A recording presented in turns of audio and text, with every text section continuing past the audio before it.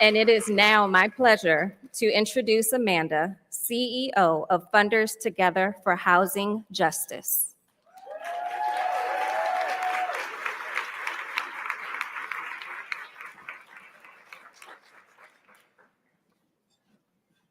Good afternoon.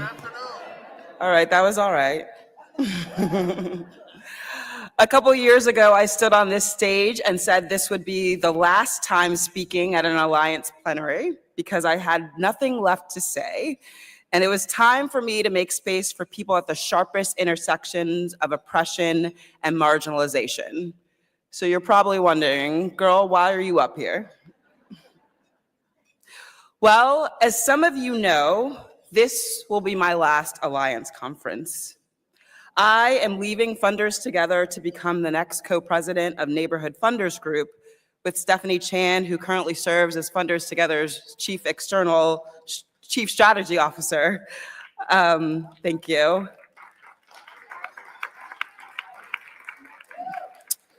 NFG organizes progressive philanthropy to resource movement and power building for Black, Indigenous, and people of color communities so we can reimagine liberated systems that work for all people. And I'm honored to make this next step in not my career, but my work for all of us for a lifetime. While I'm leaving Funders Together, I am taking the work of housing justice and ending homelessness with me. And my friend and partner, Anne, was gracious enough to give me a little bit of time to say goodbye and share some final thoughts as one of the leaders who worked tirelessly to get our industry to operate more like a movement and center and lead with equity and justice. Language matters. Today we announce Funders Together to End Homelessness is now Funders Together for Housing Justice. The name Funders Together for Housing Justice more accurately aligns with our ongoing work, which is rooted in the unwavering belief that housing justice is racial justice. Our new name demonstrates that we are and will continue to be pro-Black, pro-Indigenous, and pro-LGBTQ+ in all of our efforts towards a more just and liberated world. It codifies our approach towards power and agency, corrective action, and the need to transform the housing sector. Do not obey and concede in advance if you can. I don't get to hide my Blackness by scrubbing my website. I don't want my queer family to not publicly have pride. We don't have the privilege to hide behind whiteness while our immigrant neighbors are being disappeared. Come on.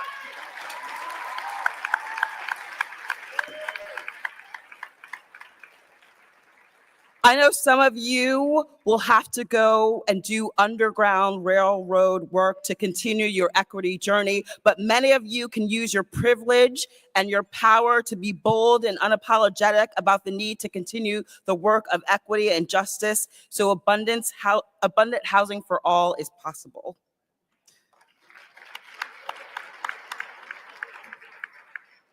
They are pushing back because we are winning.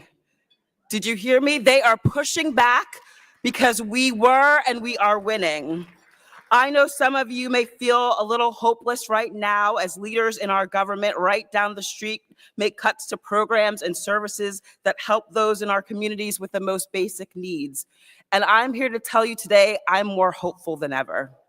I have hope because our Black and Native American ancestors survived genocide, slavery, Jim Crow, and being unjustly taken away from their families to boarding schools. They did not obey in advance of unjust laws and policy, folks. They fought for their freedom through obstacles many of us can't even imagine.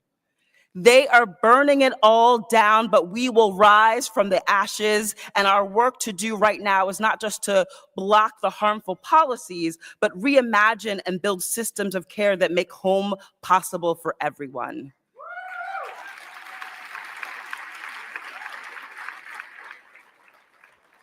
Ending homelessness is not enough. Ending homelessness is not enough. We need to fight for housing justice, which means people have agency and power over where they live and the ability to define safety for themselves. Rest is not a reward. Rest and joy are our birthrights. Now, this might make you feel a little uncomfortable, and if you think I'm talking about you, I'm talking about you. Some of you are working in a way that when we get to justice and liberation, I'm afraid you will be too tired to enjoy it. Philanthropy, this message is for you. Stop funding like you need to exist in perpetuity. Fund movements like you want them to win, and give them the resources so they can have the spaciousness to dream and the time to rest. It is not your money anyway. Give it away and let the people do with it what they need.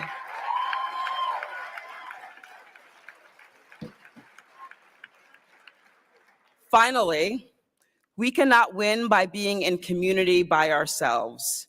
This conference every year is great and important, but what are you doing to join with other movements who've been centering and leading with equity and justice for way longer than we have? We can't just go to housing conferences. We must push our learning and unlearning and join broader movements so justice and liberation is possible for all people. Last summer, I had the pleasure of joining our keynote speaker, Ashleigh Gardere, at the Policy Link Equity Summit. But it was not just a conference. They create a joyful, restful experience of learning and building community. The first day, we just got to play and explore and be with each other. And it was one of the most beautiful experiences that I've ever had. We need to be at those spaces. We need to be building community with them. It demonstrated what is possible when we prioritize people, community care, joy, and liberation. So I am pleased to introduce Ashleigh, the president of Policy Link. Ashleigh has raised over $350 million to support social innovation and institution building towards the future of collective liberation. She was also recognized by Living Cities as one of the nation's top 25 disruptive leaders working to close racial opportunity gaps. Before joining Policy Link, Ashleigh served as Executive Vice President and Chief Operating Officer of the New Orleans Business Alliance, Vice President of Community Relations at Chase Bank for Louisiana, and a Senior Advisor to former New Orleans Mayor Mitch Landrieu, where she was the Chief Strategist of the Mayor's Economic Opportunity Strategy. Ashleigh is a board chair of the Mary Reynolds Babcock Foundation, which partners with organizations and networks to alleviate poverty and increase social and economic justice in 11 southern states. She holds a bachelor's degree in urban studies from New York University and a master's degree in public policy from Harvard University's Kennedy School of Government, where she was a public policy and international affairs fellow. She's proud to be from New Orleans, one of my favorite cities, where she lives with her husband and 2 sons. Goodbye, dear friends. Please keep fighting until freedom. Please keep working with love and disruption until freedom. Please keep working until freedom, until the ancestors stop whispering to us. Please welcome Ashleigh, who I know will move and guide us today so we can get closer to freedom and the liberation we all deserve. Please welcome Ashleigh.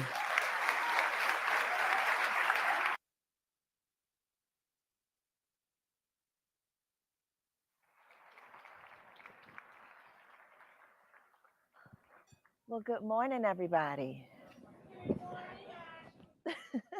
Can you all hear me? Okay. I'm gonna just keep saying until freedom, till you can hear me, until freedom. Until freedom, can you hear me? Until freedom. Until freedom. I think you can hear me. Good morning. I'm so excited to be with you this morning. Thank you for indulging me, allowing me to sit in a chair. I want us to have a family conversation. I want to start by saying thank you to Amanda for just words of inspiration and a clear charge to us. Thank you, Anne and Lindsay, Mary Francis, Shalom, Marcy, and the entire Alliance team for the invitation to be with you today, and really for trusting me in such an important moment in our nation's history. I do not take it for granted. So since the start of 2025, I've been using a meditation from writer co-author Riley's book, Black Liturgies, Prayers, Poems, and Meditations for Staying Human, to ground conversations like these. It really has been a tough year. And Riley's words offer an anchor and an invitation that feels helpful in navigating these times, whether or not you are a person of faith. She pens, "Creative God, thank you for creating. Thank you for showing us the honor and gift of being able to make something out of our deepest sorrows and joys. We pray that you would protect our capacity for dreaming and creating, that those who seek to diminish our art would be confounded by our unending creativity. In profound mystery, help us to harness beauty from a world that doesn't always acknowledge ours. Grant us defiant imaginations for what could be that isn't yet, knowing we will survive by our dreaming. Let our poems break chains. Let our songs coil through the brains of our children. Let our paintings jolt the dead to life. Cradle every creative whim, that we would craft something, not for the consumption and regurgitation of the world, but for the welfare of those who honor us." I love this invitation to activate our defiant imaginations, to make something beautiful out of our deepest sorrows. And that's what I want to talk about today. I want to activate our defiant imaginations. But first, I need to acknowledge that this really is a moment of deep sorrow for many. We're only halfway through the year, and we've endured a terrorist attack in New Orleans, a bombing in Las Vegas, wildfires in Los Angeles, and an early emergency response that replayed our standard us versus them behaviors. Protests across the country in response to increased immigration enforcement, and then just yesterday, firefighters ambushed in Idaho. A conversation about politics or political ideology is unnecessary. Each of these events has been a mirror for us, revealing our inability to see each other, to care for one another. These events reveal our distrust in government, folks' sense of abandonment, a deep knowing that the nation is not living up to its ideals. But here's what we know. The sorrow we are experiencing today did not emerge on November 5th, nor January 20th. The social, political, and economic divisiveness, this widespread suffering we see, brews under the surface, generation after generation after generation.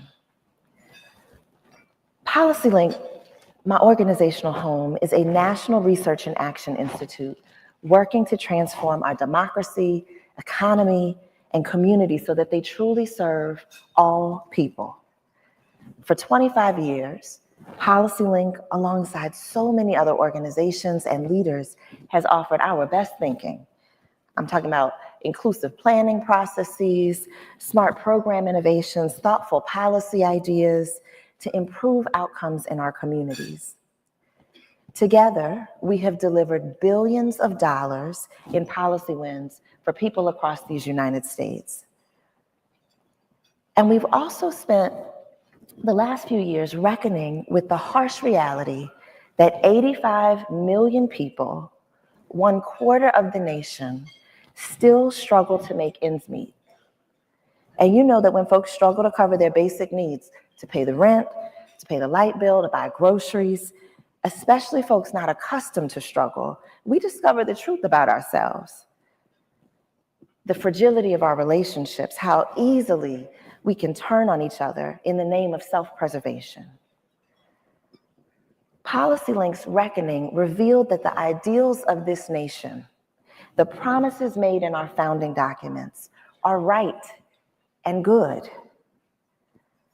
Unfortunately, despite the beautifully crafted promises, the framers built a government and an economy based on a notion of winners and losers. They let principles of scarcity, competition, and rugged individualism rule the day. Psychologist Maureen Walker's words stopped me in my tracks. She said that our culture tells us if you're not better than someone else, you are nothing. And so we fight. Some fight to make sure they never become nothing, even if at someone else's expense.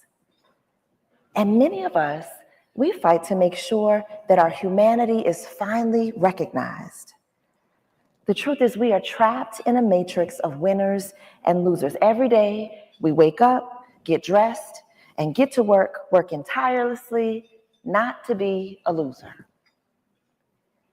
And then there are moments in our nation's history when we are activated to demand more, when we recognize the cost of poor values is too great for us to bear, when coalitions find each other, bind themselves to one another, and demand more for the least of these.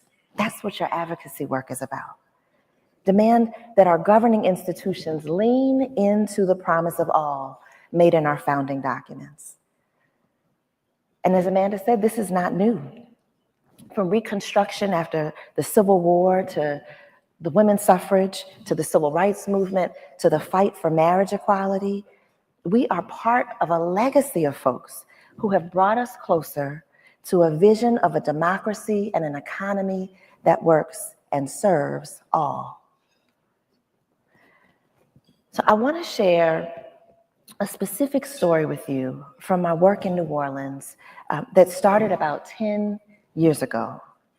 Now, it's not about homelessness per se, but I think the experience will resonate with you.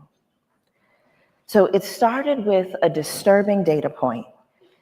52% of working age African American men in New Orleans were not working. We were missing the brilliance and creativity of 38,600 individuals. So we hired and trained unemployed Black men as surveyors, and they took to the streets and surveyed their peers across the city.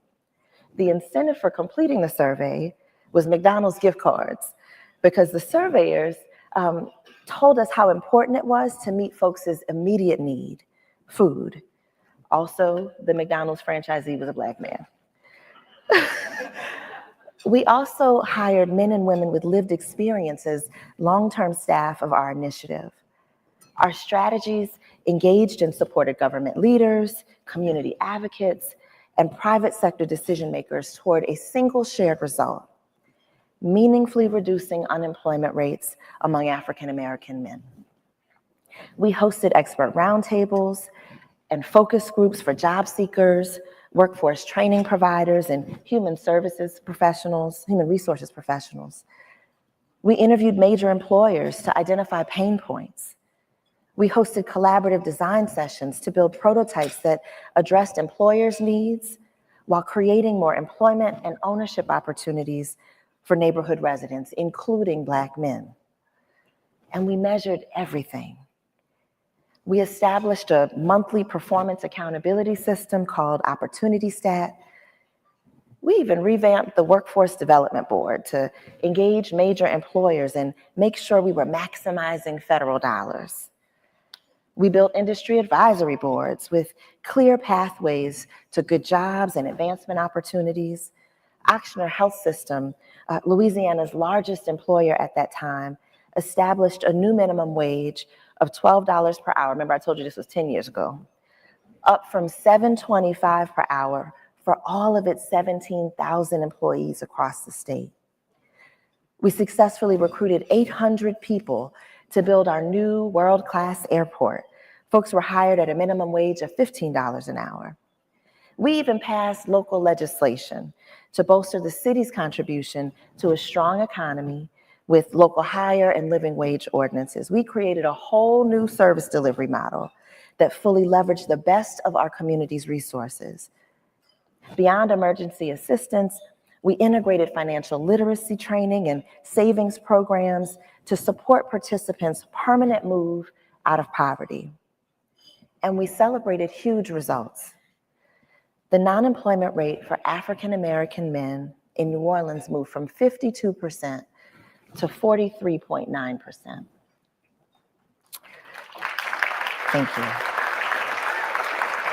So I share this story because I want you to know that I understand the deep work that we do in local communities.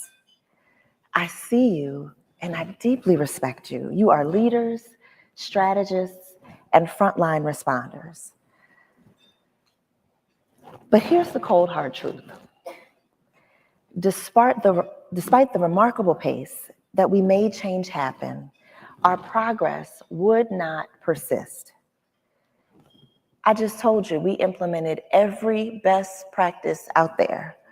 Community engagement and participatory processes. We put people at the center. Collective impact and cross-sector collaboration. Data-driven decision-making. Moving past programs and pilot projects to policy and systems change. But even when we move the needle, the change does not endure. We never seem to close the gap. I remember I heard Ann last night share a statistic that after 30 years of hard work, 19,000 people per week were still becoming homeless for the first time. The truth is, our governing structures were never designed for our collective flourishing. The idea that you can win and I can win. You can have a good job and so can I. We all can have access to safe and affordable housing. So that's clearly the bad news. Clearly the bad news. So what's the good news? Because we have chosen that we're choosing joy. Joy in this season. The good news is that the founding of this nation is not a one-time event. There remains an open invitation to continue perfecting this nation so that it works for all. The good news is that we don't have to expend all of our energy fending off and reacting to budget cuts and regulatory changes that shift from one administration to the other. Aren't you tired? Aren't you tired of giving maximum effort for marginal change and then bracing yourself for the backlash that ensued just to start all over again? The great news is that we can step into a bigger, bolder possibility, a vision of a nation that finally serves all. At PolicyLink, our leadership stance is a founder stance. We have committed ourselves to redesigning the nature and logic of our governing institutions to serve all. We accept the invitation to be co-founders of this nation. So much so that we made pocket constitutions available when you entered the ballroom. And so don't worry if you missed it when you came in, you just grab one when you leave. But in the back of the Constitution, we've begun codifying essential capacities of a founder stance. Foresight, radical imagination, audacity, humility, self-renewal. I think it's super cool. Check it out. But it's important to acknowledge, especially in moments like these, that for some of us, our rage, our trauma keeps us from taking a founder's mindset. For others, it's our humility that limits us. I had to get comfortable with the idea that the framers of the nation's founding documents were not superhuman. They were not celestial beings endowed with supernatural design skills. but instead courageous individuals willing to offer a new vision for a democratic nation built on the power of its people. And if we see them as humans, then we can acknowledge their own self-interest and the imperfections in their design work. I can be clear-eyed that when the framers penned the words, "We the people," I was not included in that. The truth of their humanity allows me to accept the invitation to continue to perfect this nation. But there ought to be at least one condition to being a founder. If and when you accept the invitation to be a co-founder of this nation, then you accept the responsibility of governing for all its people.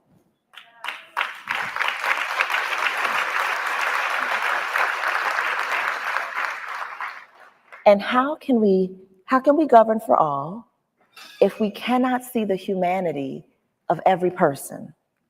If we cannot work in service of everyone's thriving? PolicyLink got clear that if we want to build something different, we have to become something different. We must manifest souls that love all.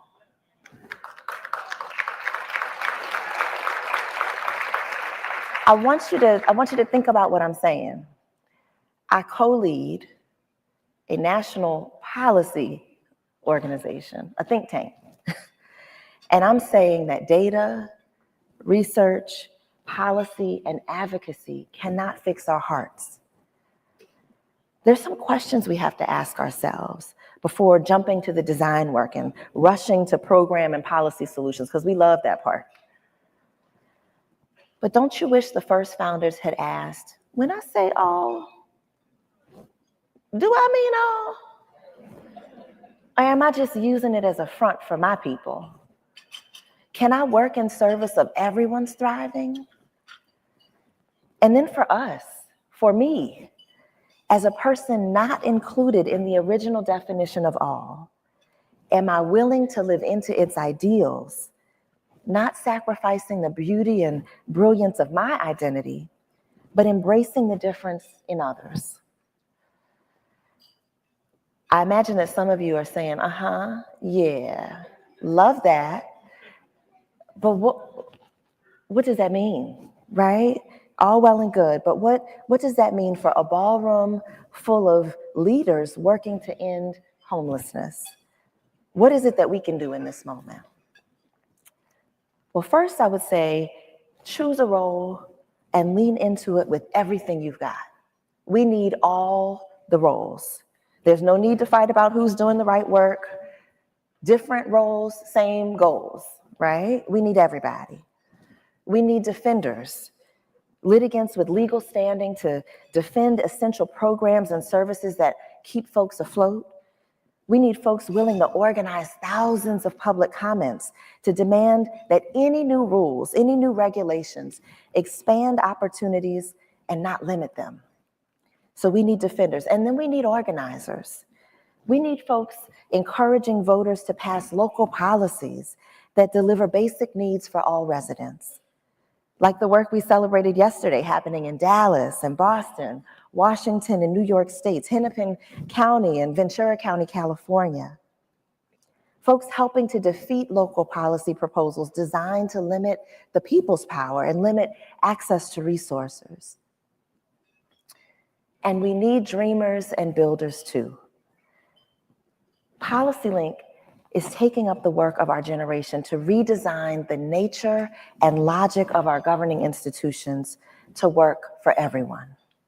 We are bringing folks together all across the country to identify new values, new governing standards, new policies that deliver for we the people, all the people, and to set results of new federal, state, and local governing agencies that deliver on our dreams.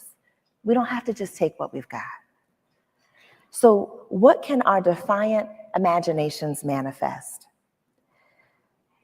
If HUD is dismantled,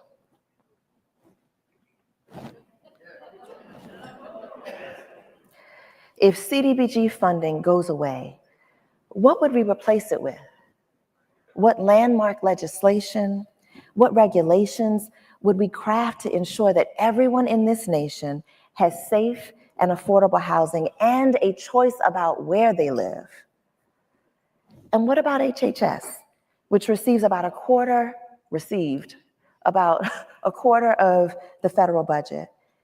If community services block grants are deconstructed, what new model programs would we craft to help folks stabilize and thrive? And who knows, we might actually be able to deliver better services with less resources. Let's start from the beginning. What is the result that we are out to achieve? What's the result that our folks deserve? Let's dream again. Don't settle for what we've got, especially when we'll have even less. Can you imagine? We're talking about defiant imaginations. Can you imagine what we can do if we activate folks across our communities and our states, across the country, demanding that governing institutions, once and for all, deliver for everyone? Please help us. Help us do the work of our generation to redesign a nation that works for all of us. Thank you.